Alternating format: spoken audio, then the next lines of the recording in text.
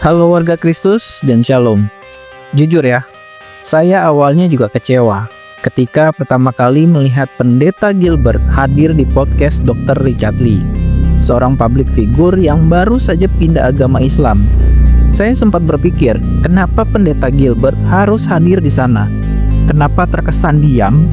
Kenapa tidak menjelaskan iman Kristen secara keras dan gamblang? Reaksi awal saya seperti banyak orang Kristen lainnya, bingung, jengkel, bahkan mungkin kecewa. Tetapi kemudian saya mulai bertanya, apakah saya benar-benar mengerti apa yang sebenarnya terjadi? Dan dari sinilah kita mulai melihat sesuatu yang lebih dalam, sesuatu yang tidak banyak disadari oleh publik. Nah, sebelum kita ngebahas ini, jangan lupa di-subscribe dan tekan notifikasi loncengnya agar mendapat info video terbaru dari kami. Oke?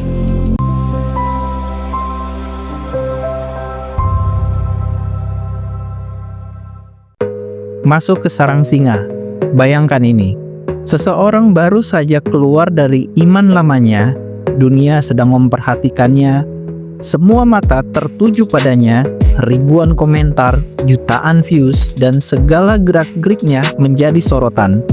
Dan di tengah panggung itu, Pendeta Gilbert hadir sebagai tamu. Apakah itu suatu keputusan sembrono atau sebuah strategi iman? Kita tahu bahwa iman seseorang yang baru saja berpindah keyakinan itu sangat rentan sekali. Ibarat benih yang baru tumbuh, mudah dicabut oleh angin atau terinjak oleh kaki. Maka ketika Dr. Richard Lee mengundang seorang pendeta, itu bukan tanda dia sudah kuat dalam iman barunya, tetapi justru bisa jadi tanda bahwa ia masih mencari, masih ingin memahami. Pendeta Gilbert melihat celah kecil itu dan dia masuk. 我真服了，这真是懒驴屎尿多。刚出门，你看，我操！ Pendeta yang tidak disukai umatnya sendiri. Kita harus jujur, Pendeta Gilbert bukan sosok yang disukai oleh semua orang Kristen. Banyak yang menganggap dia terlalu flamboyan, terlalu showman, bahkan pernah saya sendiri mengkritik gaya beberapa pendeta yang condong ke arah kemewahan rohani. Namun justru karena sering dihujat, Pendeta Gilbert sangat paham satu hal yang penting, yaitu berhati-hati dalam berbicara. Dia tahu di hadapan publik setiap kata bisa dipelintir, setiap kalimat bisa dijadikan senjata. Maka di podcast itu dia memilih pendekatan yang hati-hati, strategis, dan lembut. Banyak yang salah paham, mengira kelembutan adalah kelemahan. Padahal dalam misi penginjilan, kelembutan seringkali justru menjadi kekuatan.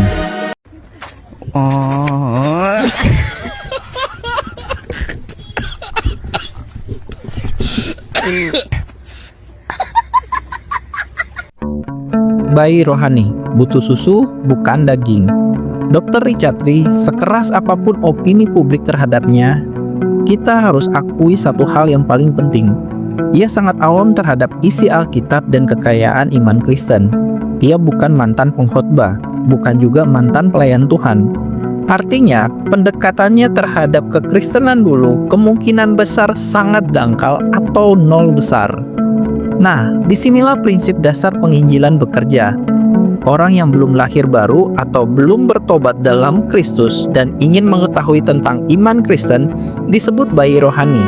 Dan bayi jelas tidak bisa langsung diberi makan keras. Mereka butuh susu, penjelasan sederhana, kasih, dan pendekatan personal. Dan itulah yang dilakukan oleh Pendeta Gilbert. Bukan lewat debat, bukan lewat ayat-ayat apologet tingkat tinggi, tetapi lewat cerita, ilustrasi, dan sentuhan hati yang lembut.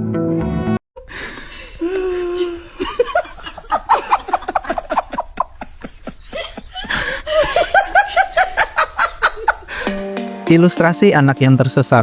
Salah satu momen penting dalam podcast itu adalah ketika Pendeta Gilbert menyampaikan ilustrasi tentang seorang anak yang hilang dan kembali pulang. Bagi kita yang akrab dengan Alkitab langsung teringat Lukas 15, perumpamaan tentang anak yang hilang. Bisa dibilang anak yang hilang. Anak yang hilang itu lari. Lari aja gitu. Lari. Kenapa dia lari? Bukan karena dia jahat. Mau mencari. Tapi dalam Alkitab dia bilang Bapa menunggu gitu. Tapi bagi Dr. Richard Lee itu mungkin hanya cerita sederhana. Namun disitulah kekuatan Injil bekerja. Bukan dari kompleksitasnya, tetapi dari kesederhanaannya. Pendeta Gilbert menyisipkan kisah itu sebagai simbol bahwa sejauh apapun seseorang pergi, Bapa Surgawi tetap menanti dengan tangan terbuka. Metode percakapan, strategi awal yang kuat. Banyak orang Kristen berpikir bahwa penginjilan harus selalu dalam bentuk khotbah yang panjang dan kuat. Tetapi dalam dunia misi, conversation evangelism atau penginjilan melalui percakapan santai adalah salah satu metode paling dasar dan paling ampuh. Kenapa? Karena tidak mengintimidasi, karena membangun relasi, karena membuka hati. Apa yang dilakukan oleh Pendeta Gilbert dalam podcast itu bukanlah menyampaikan doktrin sistematis, tetapi ia sedang memulai relasi, menanam benih, membangun kepercayaan. Itu bukan akhir dari penginjilan, itu baru pemulaan. Thanks for the drink, bud. I can't do anything right. I woke up late and I missed an important meeting, so my boss fired me. And then I walk out of the parking lot and my car is stolen, and I work up the courage to come to this bar and just end my life. And you go ahead and you drink the damn poison. What? Yeah, you're gonna want to call an ambulance. Make that too. Penginjilan bukan sprint, tapi maraton. Satu hal yang sering kita lupa, penginjilan adalah proses.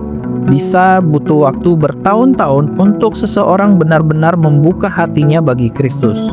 Bahkan Rasul Paulus sendiri setelah bertobatnya butuh waktu belajar dan menyendiri sebelum akhirnya melayani secara besar-besaran. Bagaimana mungkin kita berharap seseorang kembali ke iman Kristen hanya dalam 55 menit tayangan podcast? Berani diundang, berani berbicara. Mari kita lihat dari sisi yang lain. Dr. Richard Lee mengundang seorang pendeta ke ruang publik dan ia tahu akan menjadi kontroversi. Tapi dia tetap melakukan. Artinya apa? Masih ada ruang, masih ada harapan. Dan Pendeta Gilbert, walaupun dengan segala kekurangannya, memilih untuk datang dan tidak menyia-nyiakan kesempatan itu. Ia bisa saja menolak undangan itu demi menjaga nama baik di komunitas Kristen. Tetapi ia tetap datang. Karena bagi dia, satu jiwa lebih penting daripada 1000 komentar negatif. Lalu apa yang kalian lakukan, hai pendeta-pendeta dan orang-orang Kristen pengkritik kosong? Bukannya membantu mencari satu domba yang hilang, kalian justru mendorong domba itu masuk ke jurang dan membunuh gembalanya.